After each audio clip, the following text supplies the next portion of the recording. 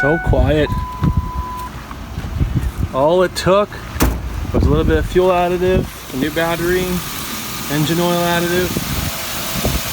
She's purring, guys.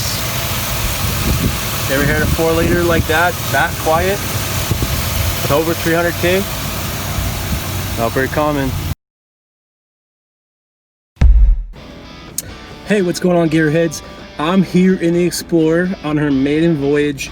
This will be the first trip we've taken since we bought the car, and honestly, I'm very excited. I hope you guys enjoy. So this is actually the first time I've actually driven this thing.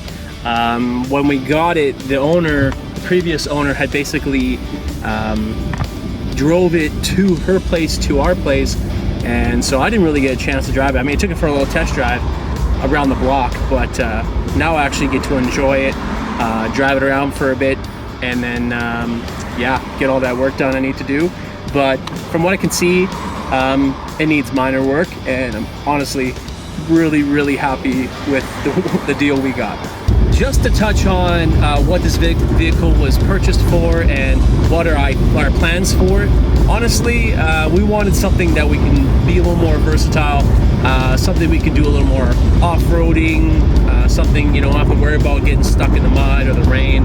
Honestly, this thing, when it's in 4x4, it's really capable, and so I'm really excited because now that I get to work on the Fusion and I can drive this on a daily basis, I'm really excited. I mean, she needs a bit of work, but what 2001 Explorer doesn't. The engine runs fantastic. Honestly, she picks up, she goes, no problem, and I'm really excited.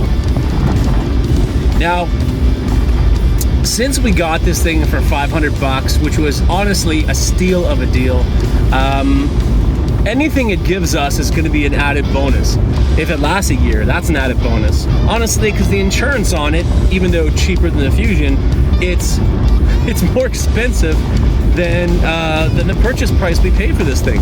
So I'm honestly so jacked that we can actually have a vehicle at this price point and have some fun, and just go out and have fun with guys doing some off-roading stuff. So really, that's its main purpose. We're going to create some awesome content, and I know you guys are going to like it.